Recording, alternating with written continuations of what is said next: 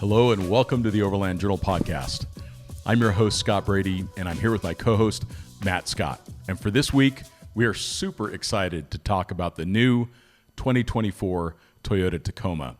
This vehicle is all new from the ground up, and they've addressed all of the things that we saw as cons about the vehicle in previous podcasts. This thing is going to be available with up to 1,700 pounds of payload, 33-inch tall tires. It's going to have a Trailhunter package built specifically for overlanding. The list goes on and on and on, so please enjoy this wide-ranging conversation about the all-new Tacoma with Matt and Scott. This content is brought to you by Overland Journal, our premium quality print publication. The magazine was founded in 2006 with the goal of providing independent equipment and vehicle reviews along with the most stunning adventures and photography. We care deeply about the countries and cultures we visit and share our experiences freely with our readers. We also have zero advertorial policy and do not accept any advertiser compensation for our reviews. By subscribing to Overland Journal, you're helping to support our employee-owned and veteran-owned publication. Your support also provides resources and funding for content like you are watching or listening to right now. You can subscribe directly on our website at overlandjournal.com. Hello and welcome to the Overland Journal podcast. I'm your host, Scott Brady, and I'm here with my co-host, Matt Scott, and we are all smiles and excitement this morning. Toyota's back! Because the Tacoma is back. Yeah. So, man, where do we even start? I mean, there's a lot to talk about this new truck. Ground up refresh. So, I think we were all big fans of the second generation Tacoma. And the first gen, of course. And the first gen. The third gen, honestly, there's nothing wrong with it. It just, that's where, I'm not going to say that Toyota was asleep at the wheel, but you really started to see the competition come into that segment. Correct. You started to see the Colorado ZR2 that was like, in my opinion, kind of mind-bending for the segment. Yep. And now Toyota's responding. They really are. And in earnest, like they're out for blood in their own little Toyota way. That's what I think. That's what it feels like. It feels like they've taken it so seriously, and it's almost like they listened to the podcast. Yeah, because we've both trusted our lives to Toyotas 100%. Around the world, but the Tacoma slowly became less appropriate as a tool with the limitations of the frame, the limitations of payload. It was enjoyable to drive. Yeah. Third gen we're talking about. The third gen. I mean, that motor was a little weird and just in how it operated, the whole Atkinson cycle thing. And then the 6-speed and the very, very high first gear, it needed to be, at least a 4.5 to 5 or a 5-to-1 first gear was a very high first gear. So it just kind of made it terrifying. You had to put like 488s in it or something to make it drive right. And there were issues, but boy, I don't even know where to start on this. So I do know where to start. This Trailhunter thing. I think the name's a little tacky. The name is an interesting one. It's probably just that they couldn't find another good name because there's so many names that are that are locked down now. The design guy's last name is also Hunter, so I wondered if he worked his there we go. Worked his way into that into perpetuity. But it's really cool. I mean, if we were to sit down a couple years ago and say, what would the ultimate aftermarket and OE collaboration be? Yeah. I mean, for me, it would probably still be AEV and Ram or something. But number two for me would be ARB and Toyota. I mean, they are just, does a 70 series not get an ARB bumper at some point in its life? Exactly. They're so hand in hand. And this Trailhunter truthfully kind of was co-developed by ARB. I mean, they had ARB engineers working at Toyota, which is so cool. Really cool. And ARB it's in many of the same ways that AEV does. This is a brand that we have all trusted. We've seen just consistent quality, performance, durability. They do a lot of the same kinds of coatings and finishes as the OEM does, so you know that the ARB bumper is going to last a while without being a corroded mess. Yeah. And then, of course, they have the capability of integrating with the safety systems of the vehicle.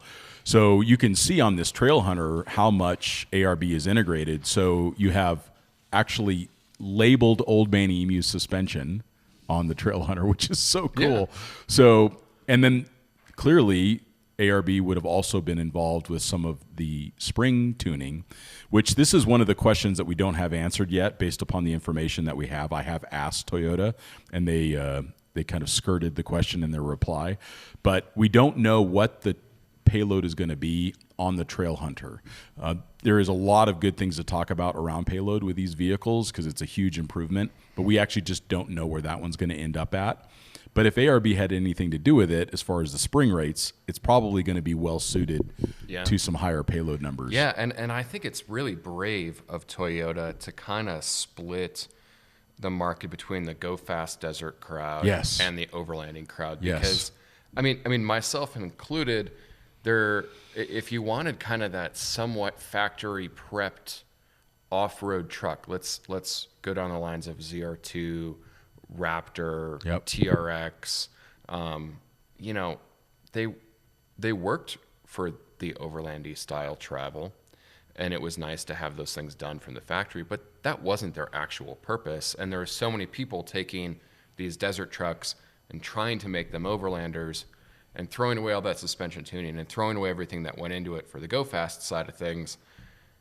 I think it's really cool. I agree, and they actually are quite different, and that was actually one of the comments in the long-form press release, was that Toyota was very intentional about segmenting the different models. Yeah.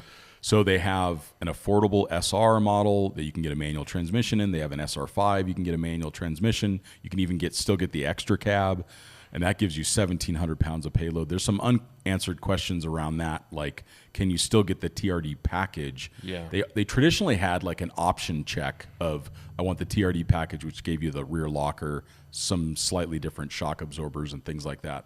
There's some unanswered questions on if you can still do that with the extra cab. But if you want to maximize payload, you can get 1,709 pounds, which just ever so slightly beats out the 6-speed manual Gladiator by 9 pounds, which is kind of funny. It's kind of a little... Yeah, like I know Toyota well enough where it's almost like I think it's just a coincidence. Yeah. I don't really think that they would be like, oh, we're going to beat them by 9 pounds. I think that it's probably what it came back at. Yeah. Because Toyota isn't, they're not that way. They're a fairly conservative company. There's a lot of different, I guess specs and levels that you can get this truck in. I'm just looking at the Limited, and since I'm a slut for nice interiors, heated and cooled seats in a Tacoma.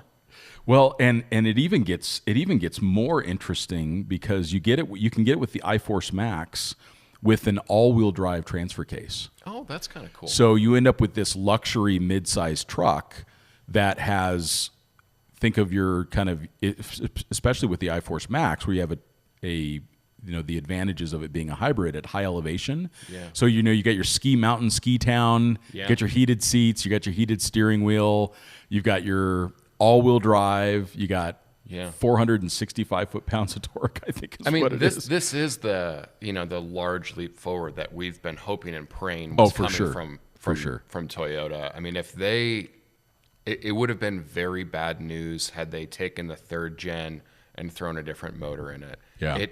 That platform was just getting old, and it couldn't keep up with the competition that was out there. I mean, if you think about it, in the last couple months, what we've seen, 2024 Ranger and Ranger Raptor, GM and Chevy Colorado and Canyon. Yep.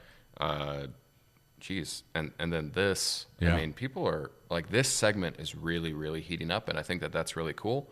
And the big shot across the bow of the segment was, of course, the Gladiator, which had big numbers to begin with. Yeah. But this was interesting. I've been doing some research for this podcast around production numbers, and the Tacoma is still by far the most sold midsize There's at over a lot of brand loyalty there. Of over 200,000 units. But the second one in line is the GM product. So they came in at 111,000 units. And so they came out of like last place to second place within a matter of just a few years. But Gladiator numbers are off a little bit, but there's still a lot of competition going for the Gladiator. 80,000 units of the Gladiator. So the mid-sized truck segment is just very popular.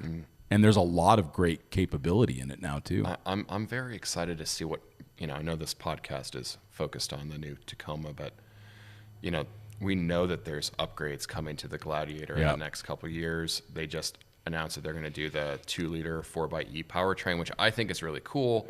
One of my favorite powertrains on the planet right now. And then they have that Hurricane Straight 6 coming that's eventually supposed to make its way into Gladiator, Jeep, and all of these things.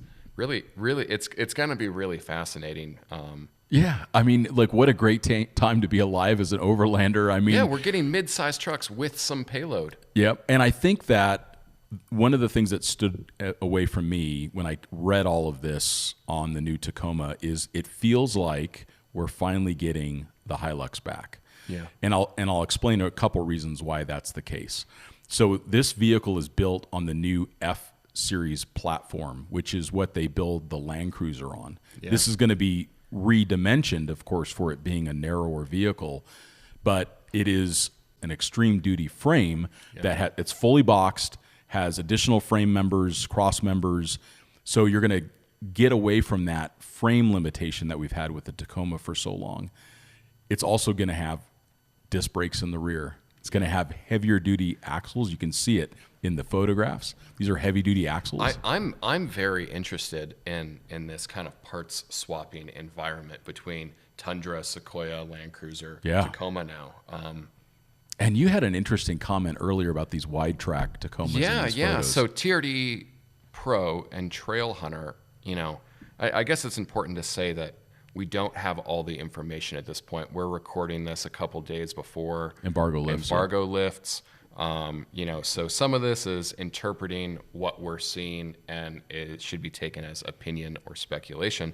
But the Trailhunter and the TRD Pro are 3 inches wider than the standard, that's right, variants. SR5, yeah. And you can't get that through wheel offset as a manufacturer. That's just too much.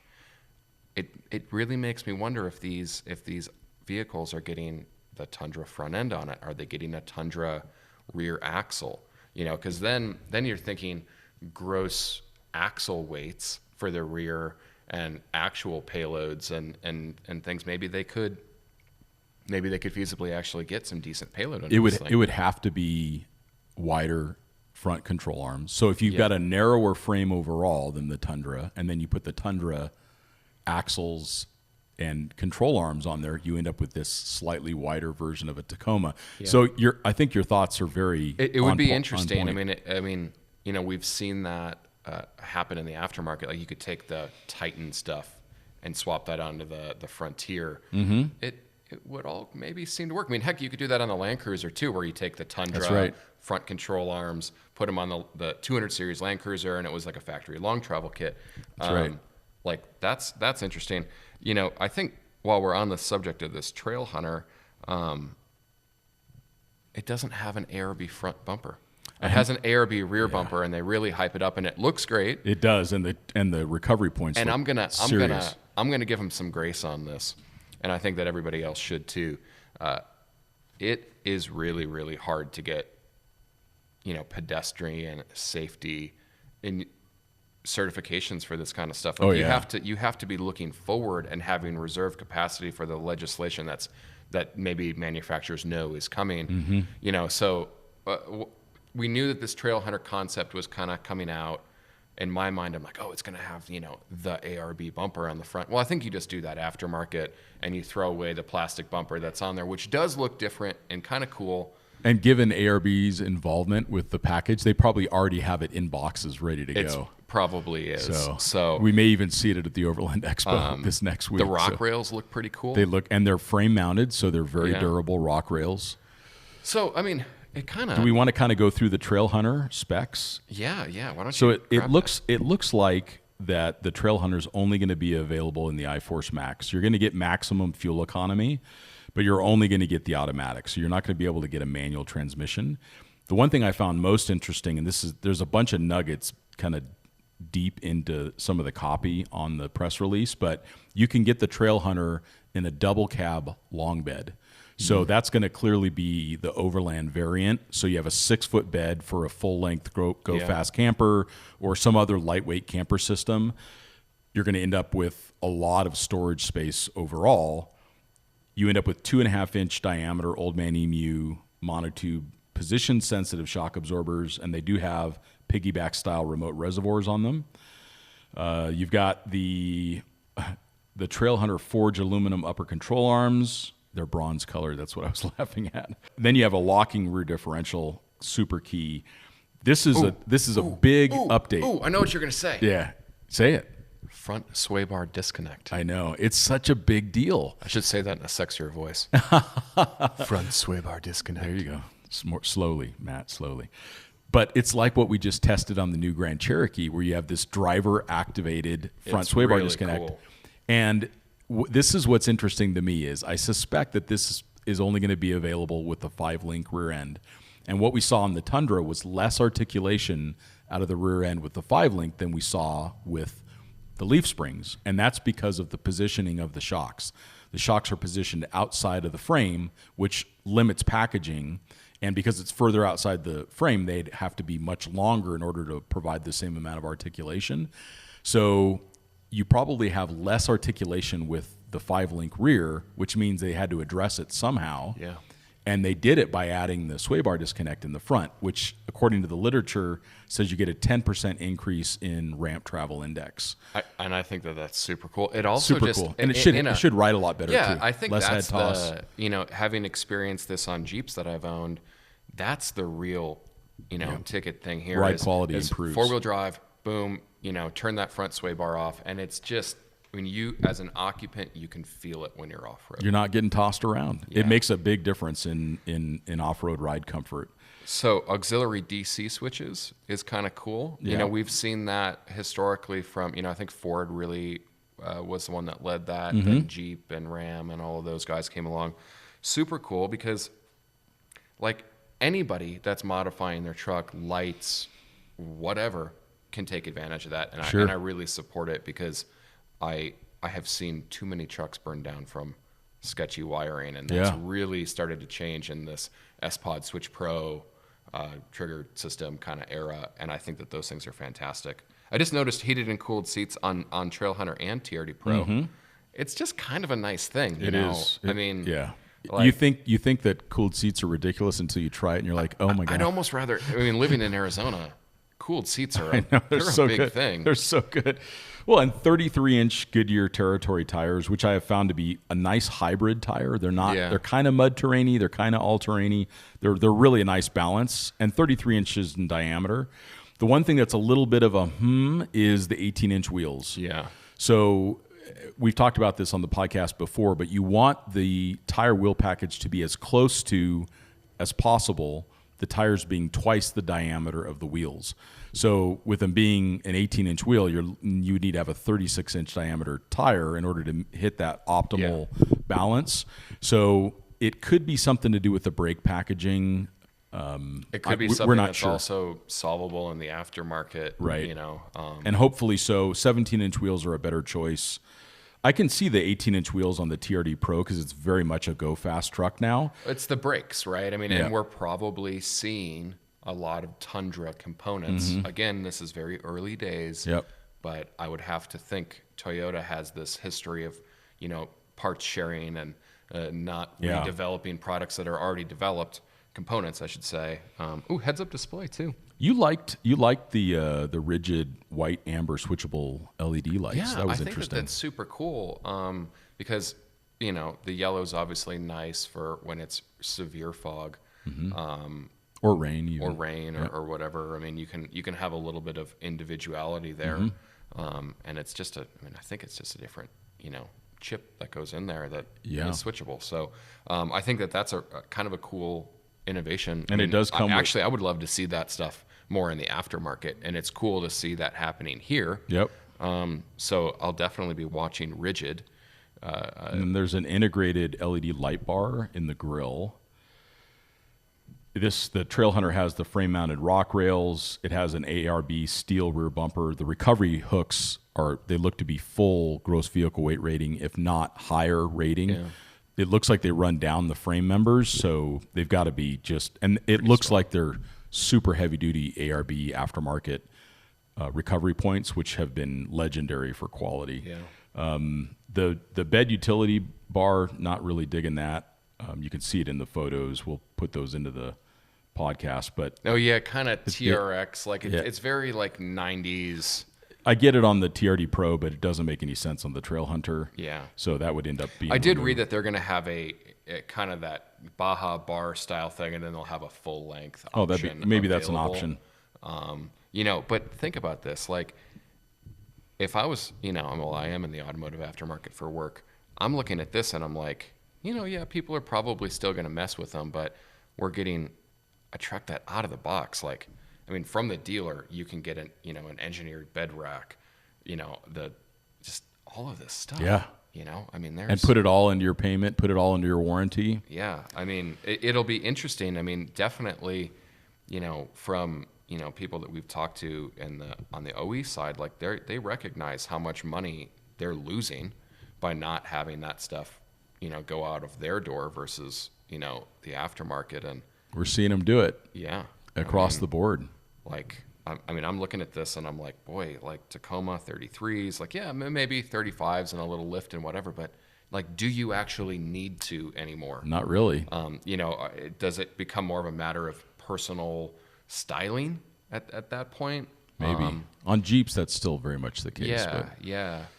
Should we hop over to TRD Pro? In one moment, because there's one more thing I wanted to talk about, which was interesting. So from the Overlander perspective, because it's the iForce Max, it has a 2400 watt inverter in the bed. So when you've got your camper system, you have a 12 volt outlet in the bed and a 2400 The watt. 12 volt outlet I'm super excited for because, well, it's a pain to have to do that in the aftermarket. And if you want to put a fridge back there or whatever, it's already done. Yeah. So the fact that it's got this gigantic battery pack. So what I'm curious of is, does the hybrid battery pack, it's like 1.8 kilowatts. It's a nickel metal hydride battery pack. Yeah, it is. Yeah.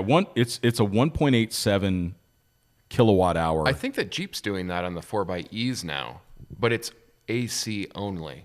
It's not 12 volt. But that's the cool thing. You could have this 2400 watt inverter running off of the built-in batteries. That'd be really, in the really high. cool. I If you mean, think it about could be. That's your Honda generator. Totally. That you bring with you. Oh, yeah. That you no longer have to. You could. Well, think of the stuff that can run off of that battery pack. That's a big battery pack. You could run an air conditioner for a period of time off of that. You could run compressors. You could do all of your charging of your electronic devices. You could, at 2400 watts, you could run an induction cooktop. Yeah. So you could integrate all of that with just the factory system within the truck, which, think about it, it doesn't add any more weight. It would be really cool if it could run off of that. Yeah. So those are some hopeful Yeah. insights.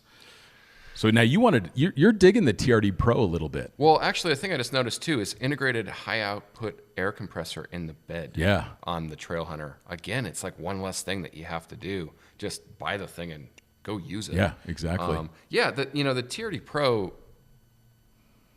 It interests me. I mean, it seems like the seats are of real interest. Yeah. to you. So there are I'm going to make sure I enunciate this correctly. Isodynamic performance seat. It looks interesting. I get it. So it's you can probably only gonna do work so great. much with the chassis, and if you're trying to improve ride quality, and you only have so much within the packaging in the vehicle, you can only get so much wheel travel. Just like Unimogs do, commercial trucks do. I mean, like guaranteed, the UPS or FedEx driver that delivers your packages has a Suspended seat. and a suspended seat. So it's interesting to see it in this. I hope that people realize that it doesn't actually make your car go any faster. It's just It's going to be more comfortable. thing, and it looks a bit There's some a bit like 1990s Fast and the Furious, or I guess early 2000s. Like It's very Fast and the Furious, and it even has little gauges on it, probably that show like the amount of travel that you're. So like imagine your poor passenger in the back that's trying to monitor that. The problem with all of this is that now when you go to like Cars and Coffee or whatever, you know, yeah, basically I have a trophy truck. You know, like I've only got 10 inches of travel, but you know, I've got these isodynamic seats, and it's basically a trophy truck. You know, it's trophy truck technology. And people aren't going to shut up about it, and that's going to be really well. And then annoying. they're going to drive it like a trophy truck. Yeah. But it's still a Tacoma underneath. Yeah, like, which is not to take anything away from the car. It's not a trophy truck. So it may keep them out of the hospispittal possibly, but it's not going to save the truck. It'll be interesting to see if with this people start to overdrive them. Yeah, could be. Because you know, all of a sudden it would require some careful marketing. So it's an interesting addition. Yeah, I think it might work really, really well. But it is at this point a little left field. Yeah, maybe. You know, the TRD just as long as somebody comes up with like some thoughtful little covers for it, so you don't have to like stare at the. It looks like the T series, like Arnold Schwarzenegger, like his neck shots or something. I mean, like they're interesting, and I'm sure people will geek out about it. No, it's a cool technology. Like I said, Unimogs use that kind of same, different application. I get it. It's just it is different. It's such a unique thing. I mean, but it also, like you said, it further differentiates TRD Pro as the Go Fast vehicle. Yeah, and it's 3 inches wider. It's 1.5 inches to 2 inches taller than the standard Tacoma. 33-inch tall tires, so it's clearly meant for Fox internal bypass switchable shocks. Shocks that would be very similar to what's on the current new generation Tundra. It's interesting. A lot of the stuff kind of parallels the Trailhunter. You still get the ARB steel rear bumper, the fog lights, and a lot of that kind of thing. But it is interesting because they have an aluminum front skid plate on the TRD Pro and a hot stamp steel skid plate on the Trailhunter. So they're trying to have some differentiation in actual functionality. Which it's just like the TRD Pro has become inherently less interesting to me. Yeah, because the Trailhunter really solves it. Yeah, I mean they in their documentation, they actually refer to it as their Overland vehicle. So, yeah, it's a factory-developed Overlander straight from Toyota. That's Toyota's words. So clearly, and we heard it at SEMA last year with the VP of marketing saying Toyota is all in on overlanding. Yeah. And it's very clear that they're all in on overlanding. And this is the part I mean, the like 10-page press release, probably, you could play a game every time Toyota says overlanding, take a shot, you won't make it to the end. You wouldn't make it to the end, which is a good thing. And this is when it's so funny when people will say, like, we're at peak overlanding. We haven't even started. Right now, the OEMs are actually getting into overlanding, which, of course, it can make it very... I think we hit peak bolting stuff onto your truck for no purpose, maybe. Hopefully. I think there's a lot of bored people during the pandemic. But exactly. So here's what I want to talk about on TRD Pro and Trailhunter, because I do want to dedicate time to TRD Sport, TRD Off-Road, because realistically, for most people, those are going to be the best buys. SR5, TRD Off-Road. If it's available. It isn't clear that it is, so we still don't know. Yeah, there's not a full build spec sheet available yet. We just don't quite know if you can get the iForce extra cab SR5 with the TRD package, which would include the rear locker and a manual transmission. If you could, that would be the Scotty spec. Yeah. White truck, extra cab, 1,700 pound payload. And I'm looking at this TRD Off-Road, but here's what I want to talk about. I just tried to buy a Tundra TRD Pro, okay? They end up being, I think they're $69,000 and change MSRP. But here's the problem. Dealer markup. And this is something that is seriously going to affect this new Tacoma. Obviously, we know a lot of people are interested in them. It is a significant upgrade. Yeah. So there's going to be a lot of interest. These days, pretty standard. If there's interest in the truck, you're looking anywhere from a $5,000 to $15,000 markup. It wouldn't surprise me if the first one's on the lot in Southern California are even selling for more of that. So this is where I want to go. Why I like the TRD off-road is you're probably not going to pay a dealer markup on a TRD off-road. The TRD Pro, the Trailhunter, they're going to be more expensive. Pricing, to be very clear, has not been released yet. But to me, these seem like trucks that are going to be in the, high 50s, low 60s range by looking at, competitive comparisons where the current vehicle is priced. So, at high 50s, low 60s for this Trailhunter, cool, great. But it's really going to be probably 70s or 80s. And that is just a reality of where we are right now. At what point do like consumer advocacy groups come in and put some pressure on these dealers to stop? They're just so bad. Well, they're just abusing consumers. It's not Toyota's fault. Toyota sets the MSRP. My Toyota dealer, I'm like, okay, cool. They told me $2,500 to $3,700 over sticker was their local thing, and I'm like, okay, cool. I'm fine with that. And then I get the out the door price, and there's a $10,000 thing thrown on there and a $2,000 tint package and a this and a that and whatever, and it's predatory. Yeah. Buying a car from a new car dealer 95% of the time really, really sucks. Yeah. It's there's so many pain points at so many different things, and then there's not even the interest markup. It's almost like it's their tactic. They abuse you so much that you finally I would love to just go online and because everybody's building trucks these days anyways because of the lead time, so you get exactly what you want. Cut the dealers out of it. Let them service cars, because that's where they make their money anyways. And it's like the people that couldn't become cell phone salesmen 99% of the time become car salesmen. There's great ones out there. Absolutely. And there's great dealer experiences. Like if you go to a Lexus dealer, you have a different experience. Yeah, but it is so bad. Ford has been enforcing these pricing gouging, trying to. No, the other truck I tried to go and buy was a Tremor. You try and buy a Tremor right now, $20,000 over sticker is what I was getting out of Phoenix and the dealer here in Prescott. We're talking about all the Tremor. Yeah, it's got some unique front springs, and it's got tuned gas shock absorbers. Yeah. There's maybe $1,000 of value there, and you're charging the winch.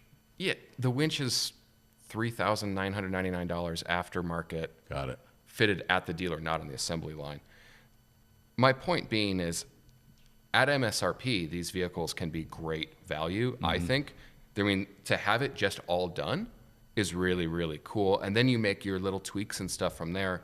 But again, how much of this stuff are you going to be taking off anyways? Yeah. And then if you throw that $5,000, $10,000, $15,000 dealer, added markup on there, do they actually become relevant? Because that truck at 70 or 80, doesn't feel there's so somebody much that's going to be driving a TRD off-road in the 40s, solidly equipped.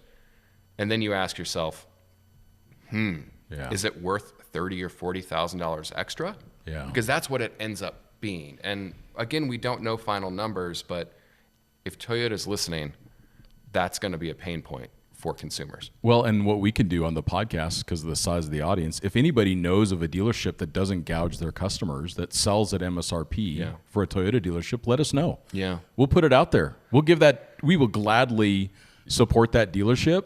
100%. And I think, while I'm on my soapbox, looking at that Tundra TRD Pro, you could grab the front grille and move it. It was so plasticky.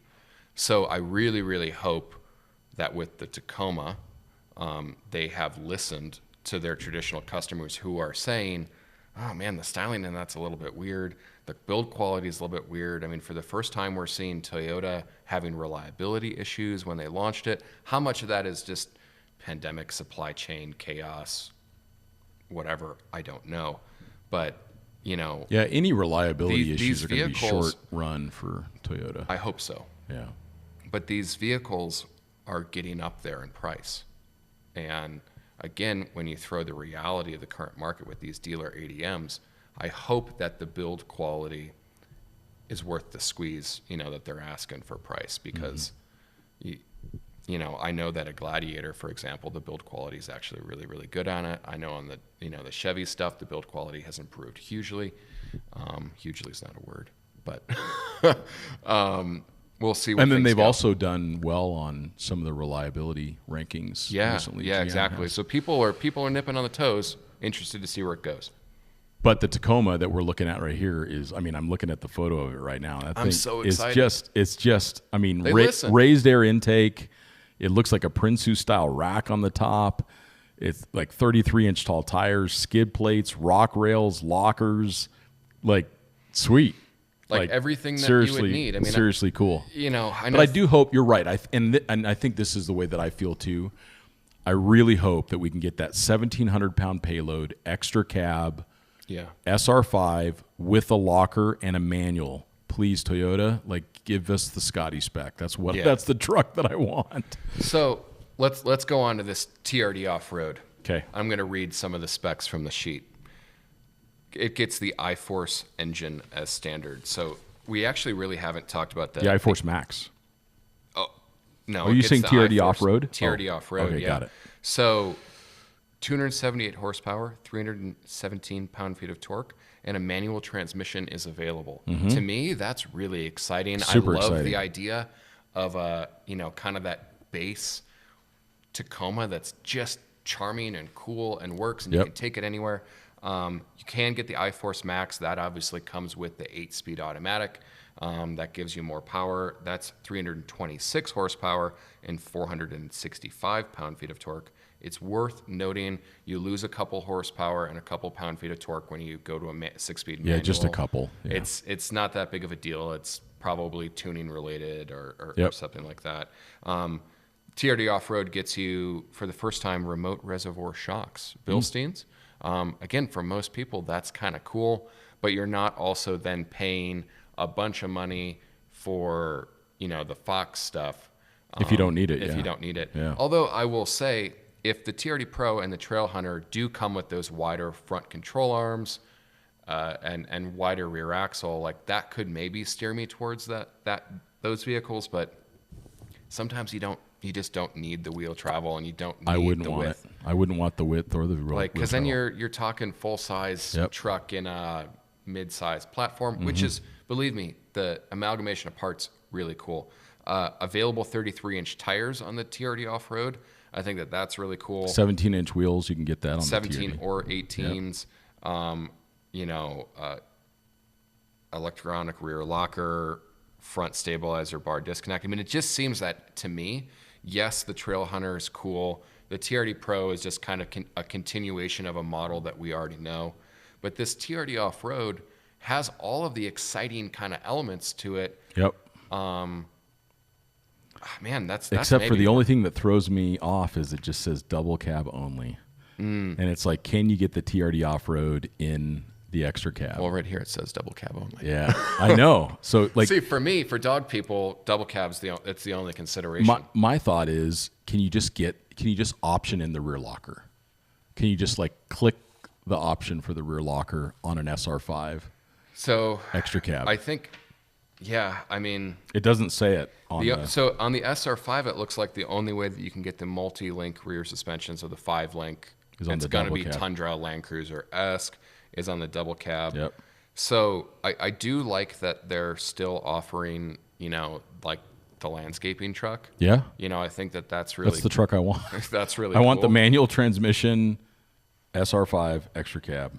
17-inch wheels. There's a huge range of stuff here. There is. Which is pretty cool. It is. It's very cool. And for the pre-runner guys, there is a TRD pre-runner if you're going to build it into a little go fast truck on your own. Yeah. And they did keep the leaf springs on that, which is going to just be easier to get more travel out of and cheaper to do so. With these multi-link coil rear ends, there's packaging problems on trying to get too much wheel travel out of it usually. But I'm really excited about the engines. That was it a 3-liter V6 that they had? 3.5. 3.5. Yeah. It did its job. In stock form, it was pretty fuel efficient. It was literally the first gear in the automatic that killed it. Yeah, once you were going, it was fine. It was but fine.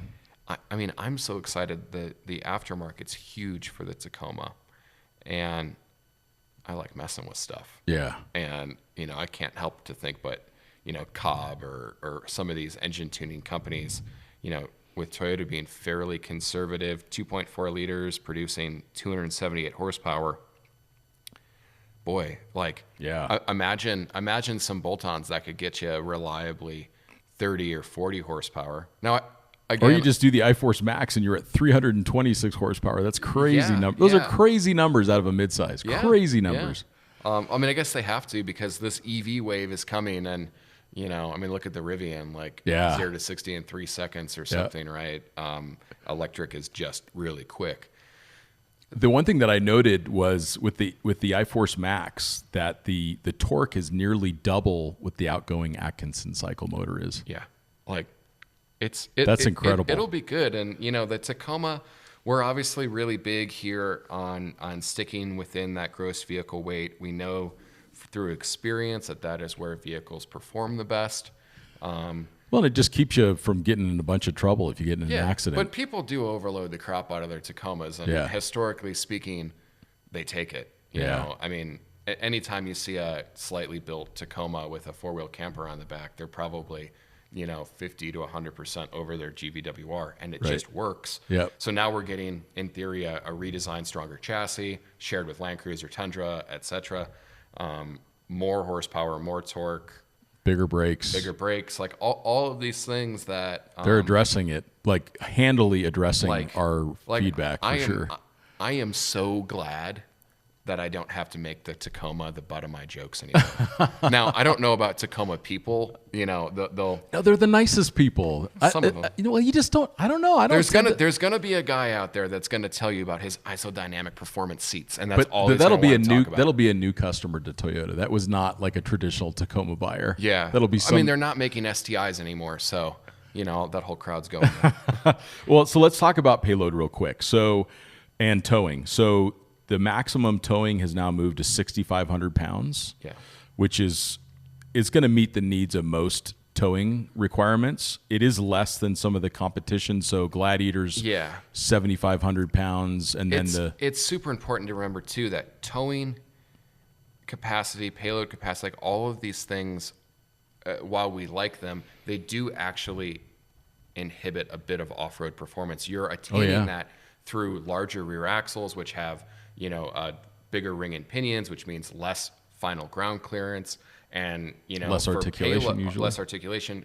Payload and towing generally comes at the cost of a higher spring rate, which, you know, sacrifices ride quality, articulation, all these things. So there is a sweet spot, and full-size trucks do exist. Yeah. You know, but we're not talking 800 pounds of payload anymore. We're talking 1,700 pounds of payload. It's a big difference. Yeah. And for us, we have always established that our minimum, like, expected payload out of a mid-sized truck is 1,600 pounds, and they've beat that. Yeah. So Toyota has beat it. They've hit the numbers that we think are important. Yeah. And yes, tow 6,500 pounds. And it says here that the iForce extra cab grade maximum payload increases to 1,709 pounds on the TRD off-road. Which is really cool. That means four-wheel drive. I would think so, because otherwise they would call it the TRD pre-runner. So it says if you can get a TRD off-road at 1,709 pounds of payload, like, good job, Toyota. That's really cool. That's incredible. Like, I want one. I know. And that's weird. I know. That's weird. I totally, I mean, yeah, maybe it'll just be like I bring it all back to the white Tacoma There's again. something so charming about the concept of the Tacoma. Reliable, has a great residual value. I mean, speaking of residual values, I don't know if you've looked at what used Tacomas are selling for right now. Oh, yeah. Like, people are retiring. People are retiring. Yeah. Like, Paula's going to sell her Tacoma, and she's going to go live in Spain for 25 years. Like, I mean, we're talking $50,000 used Tacomas with 30, 40, 50, 60,000 miles on them. We're talking 100,000 mile trucks for 30s and 40s, and they're not that much less new. Yeah. Or more, I should say. Yeah, no, you want to, but that's why we're seeing the dealer markup. Yeah. So, again, I think Trailhunter, it's so cool. I'm just going to read this out loud on Toyota's press release. All new Trailhunter is a factory-developed overlanding rig built from the ground up with the latest integrated off-road equipment from ARB, Old Man Emu, and Rigid.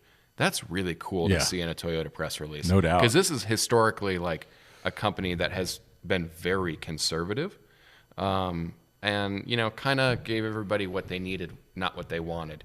Now we have a Tacoma that has needs and wants covered.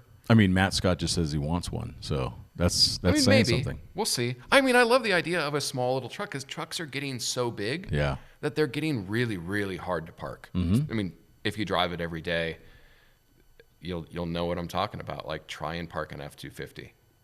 They're the real deal. They're big. Well, but then all vehicles are getting so big now due to crash safety, and people just want bigger stuff, and we're in this huge economic boom, or coming off of it, or whatever we want to say. The parking spaces haven't gotten any wider, and it's really cool to, I'm looking at this Trailhunter, and I'm like, boy, how great would that be to literally buy that, throw like an AT camper on there from AT Overland, and just go. Like you don't have to modify. Like it even has 12 volt in the it's ready to go in the bed already. Yeah, it's ready to go. Super cool. But it's the TRD off-road that is actually the one that I think is. And I'm looking at it and I'm like, the 33s, it's got some skid plates, the front sway bar disconnect.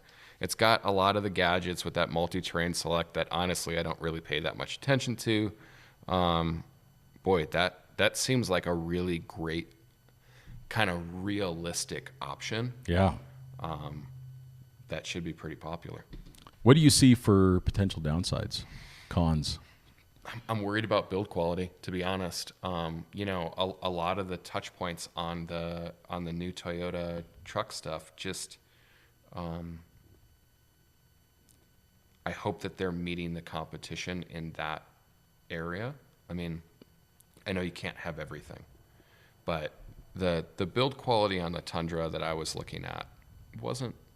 I know it's going to run forever. Like there's a difference between like reliability and build quality. Like Toyota's never. Yeah, durability, reliability, and build quality are all three different things. Yeah, so I'm worried about the build quality on this because the last generation Tundra was very basic, but it worked and it didn't rattle and it didn't squeak. And when you slam the door, you were slamming the door. Even 200,000 miles later. Yeah, exactly. So, a lot of the plastics and things that Toyota has been using lately, like I can't help but compare Tundra to this. There's chassis similarities, and it's kind of that new design language was brought in with Tundra. So I hope that the build quality is there. Again, I think we should make a trip. We should get a Tacoma and drive it to the manufacturing plant in Guanajuato, Mexico. I think we should just get the nod, wink, wink from Toyota PR and let us drive it down to Old Mexico and go check out the plant for ourselves in person. There's also an airplane. Okay, you can meet me. You can meet me there. No, I'm kidding. That'd be a really fun drive. It would be a really fun drive. I think big Any other downsides, things? It's going to be the dealer markups on these. Yeah. Particularly in the Trailhunter, I think it's really cool, but I think you have to consider. It's kind of like the joke. I'm going to use the Raptor as the example. When the Raptor first came out, it was really cool, but there was definitely the skeptics that were like, oh, well, you're paying, $10,000 or $15,000 more for shocks, wheels, and tires, and then people were paying on top of that dealer markups, and then it's like, okay, it was worth it at the MSRP price increase, but will it be worth it at the actual selling price? That would be my concern. Mm-hmm. And again, that's not Toyota. That's just it's not scummy Toyota's car fault. Dealers. Yeah. Like, maybe we can just get rid of them. So there's been some efforts. Yeah. For sure. And again, there's good ones out there, but and that's the problem that the dealerships are going to have. Eventually, they'll put themselves out of business because you can only abuse people for so long before finally consumers say that's enough. Again, with the Tundra, with the added ADMs and stuff that they're putting onto it for the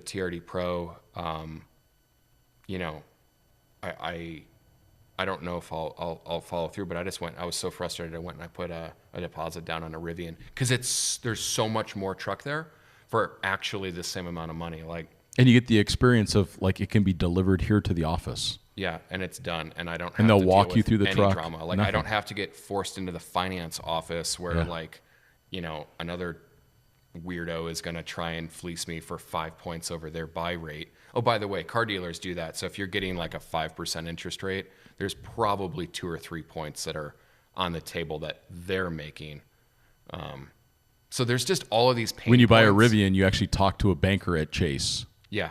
It's like an actual bank. So Not the so finance I think person. that'll be a downside. But I don't think we know enough yet. I'm seeing a lot of positivity here on this vehicle. I applaud Toyota for listening to the market, and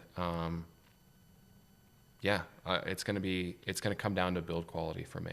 The only thing that I can find so far, because there's some unanswered questions around some packaging, but it's the 18-inch wheel on the Trailhunter. So that also comes back to your recommendation around the TRD off-road as opposed to the TRD off-road Pro. So the 18-inch wheel, that's not a benefit in my mind when you can get a 17. But the Pros, like, we can still get a manual transmission Tacoma. How amazing is that? In 2024, there's going to be a 6-speed manual Tacoma still available. Turbocharged. Like, what a miracle. So, yeah, just a cool little engine. Yeah. And I do like turbo motors a lot, and these turbo gas motors. It's where and how they make their power, which is down low, which is how you are actually using it on the street. That's right. And on the trail. That's right. And they've completely addressed the power issue from the last model. Yeah. In both the fact that they've added 2 gears to the automatic, so it's going to have a lower first gear because that was the Achilles heel of the other one. So it's going to be way better loaded up or pulling a trailer or whatever because it makes way more power and it has 2 more cogs in it. So a bunch of different engine options. We only had 1 engine before that. Yeah. Now we got 3 different motor options depending on what you want to get. And then swaybar disconnect. Yeah. The swaybar disconnect is a bigger deal than people think. Yeah, it just makes a huge difference. Historically, that has been reserved for the for the Rubicons. It is on the Gladiator and it's on the Wrangler. Now it's on the 4xe Grand Cherokee Trailhawk. It really does make a difference. Like Huge. if you're just cruising down a dirt road and you turn that off, like you're gonna have somebody in the back seat go, "What did you just do?" You feel it. You feel Truthfully. So that's. I did not expect to see that. When I was reading through the spec, I'm thinking this is unbelievable. Yeah. Like, because Toyota, it's normally incremental. You see incremental improvements from them. They already make a great vehicle, then they incrementally improve it. This is literally like Toyota said, we're either going to have to address this competition, which is coming at us rapidly, or we're going to face a lot of market share loss, and they addressed it. And everybody in the last couple of weeks has showed their cards, and I'm not saying that Toyota is going to come on top, but there is this gut feeling within me that if you have the Ranger Raptor, you have the Colorado, and you have this, TRD Pro, Trailhunter. I like the split from Toyota, but let's just say those things. You put them all out there. There's something to the history and legacy of reliability and simplicity that Toyota has that would truthfully lead me to choose the Toyota product over, the GM or the Ford product. Sure. Because again, like we said, like we've been in so many sketchy places in the world, and when you're in a sketchy place in the world, you grab the Toyota. Yeah, you want it to make the starting noise. Yes. Yeah.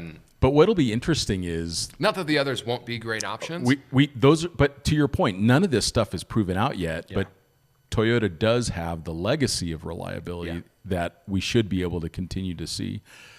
The one thing that'll be interesting though is like within moments we're going to see now the Bison AEV Colorado on 35s with jounces, like hydraulic jounces and winch, just crazy. And that's crazy probably trucks. The vehicle to compare to the Trailhunter. Yeah. Which is where it then kind of ends up a little bit more Toyota, where it is a little bit more conservative. It, where the But just to look GM's credit, they went wild. But look at it. I mean, just look at the fact that we can get a Gladiator. Look at the fact that we can get a 35-inch tire on an AEV-equipped Colorado with front and rear lockers, Multimatic suspension, hydraulic jounces. Like, this is nutty territory. And the Tacoma is now like playing in nutty territory. 33-inch tires. Yeah, and on the big horsepower GM, numbers. you can get similar torque in the 400s, but without a hybrid system. That's true. So that'll be interesting to see. Yeah. No, it's going to be fun to compare. It's super exciting. You know, we saw so much competition go into the full-size space. You know, we love full-size trucks, but they have size limitations. Yeah. You know, for the way a lot of people are going to use their vehicles in North America as this kind of, you know, rock crawling with roof tent kind of thing that overlanding's kind of pushing towards.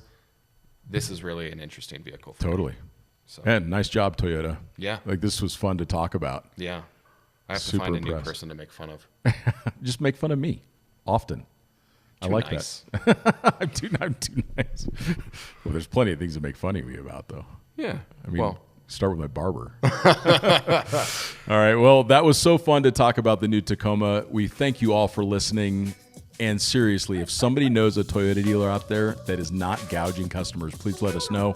We'd love to share that widely with all of you. And until then, we'll talk to you next time.